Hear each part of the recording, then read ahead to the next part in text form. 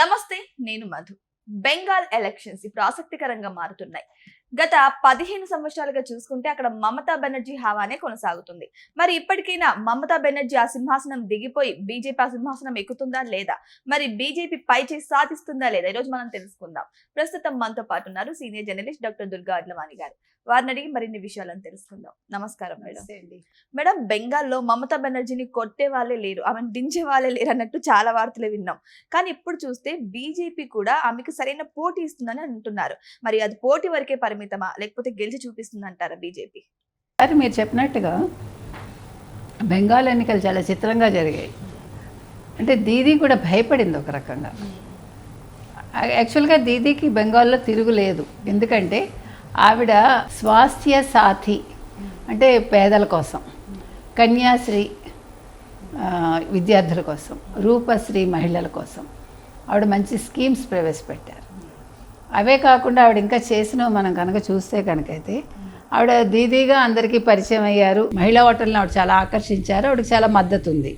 అది కాకుండా ఆవిడ మెయిన్గా కోల్కతా దాని చుట్టుపక్కల ఉండే ప్రాంతాల్లో మౌలిక సదుపాయాల కల్పనలో దృష్టి పెట్టారు. తర్వాత గోర్ఖాల్యాండ్ వంటి ప్రత్యేక రాష్ట్రం కోసం అప్పుడు గొడవలు జరిగాయి. దాన్ని ఆవిడ చాకచక్యంగా అణచగలిగింది ఆవిడ. ఇంకా చూసుకుంటే ఆవిడ జనతా పార్టీ దూకుడికి ఎప్పటికప్పుడు ఆవిడ భారతీయ జనతా పార్టీకి కళ్ళెం వేస్తూ వచ్చింది. అయితే ఆఫ్ లేట్ ఏమైందంటే దీదీ మీద అంటే మెయిన్గా శాంతి భద్రతల పరిరక్షణ, మహిళల భద్రత, ఈ విషయాల్లో ఆవిడ ఫెయిల్ అయింది. తర్వాత ఆవిడ ఎక్కువ ముస్లిమ్స్ అంటే దాన్ని ఏమంటే మైనార్టీల సంక్షేమం కోసమే ఎక్కువ దృష్టి పెట్టింది. ఇవన్నీ ఆవిడకి మైనస్ అయ్యాయి. ఇందాక మనం చెప్పుకున్నట్టుగా వాళ్ళ మీద ఎక్కువ దృష్టి కేంద్రీకరించింది ఆవిడ. దీనివల్ల ఏమైందంటే ఈసారి దీదీ వద్దు అనేది. అయితే నిన్న పోలింగ్ శాతం పెరిగేసరికి ఇది దీదీకి అనుకూలమా అనే కొంతమంది అనుమానం వ్యక్తం చేశారు. కానీ నాకు తెలిసి మీకు పోలింగ్ శాతం పెరగటం వల్ల ఎక్కువ లాభం బీజేపీకి ఒకటి. రెండోది ఈవీఎంలు. ఎలా చెప్పగలరు మేడం పోలింగ్ పెరిగితే బీజేపీకి లాభం అని? అంటే ఈసారి ప్రజలు మార్పు కోరుకున్నారని, మార్పుకి సంకేతంగా తీసుకోవచ్చు. అంటే విసిగిపోయి ఉన్నారు కదా, ఆవిడ 3 సార్లు అయిపోయారు ఆల్రెడీ ముఖ్యమంత్రిగా. సో ఒక మార్పు అనేది కావాలి. ప్లస్ మీకు అమిత్ షా వ్యూహాలు ఎప్పుడూ కూడా చాలా పకడ్బందీగా ఉంటాయి.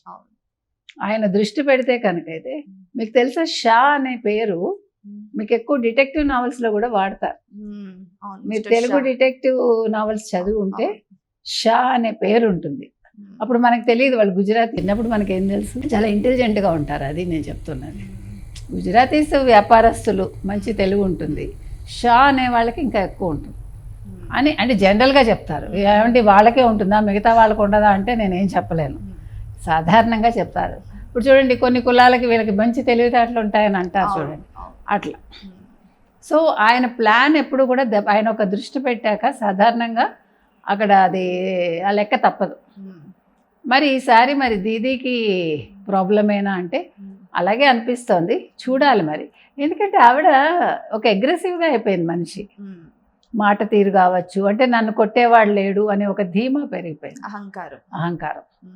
మీరు అది మొత్తం మహిళా ముఖ్యమంత్రుల్లోనే చూశారు మీరు.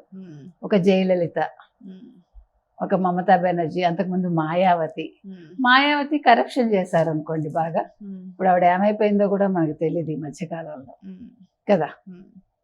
తర్వాత ఇందిరాగాంధీ కూడా ఎమర్జెన్సీ టైంలో ఆవిడకి నెగిటివ్ వచ్చింది బాగా.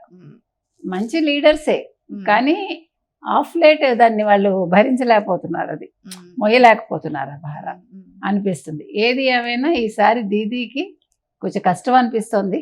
బెంగాల్లో బీజేపీ ఖచ్చితంగా విజయకేతనం ఎగరవేస్తుందనే అనిపిస్తుంది. కానీ మేడం, మనం ఇంతకు ముందు కూడా చెప్పుకున్నాం బీజేపీ అంటే ఆర్ఎస్ఎస్ కి అనుకూలంగా ఉండే పార్టీ అని చెప్పేసి.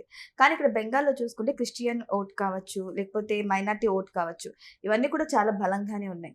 మరి వీళ్ళు కూడా బీజేపీకి మద్దతు ఇస్తారంటారా? అక్కడ బీజేపీ నిజంగానే నిలదొక్కుంటుందంటారా?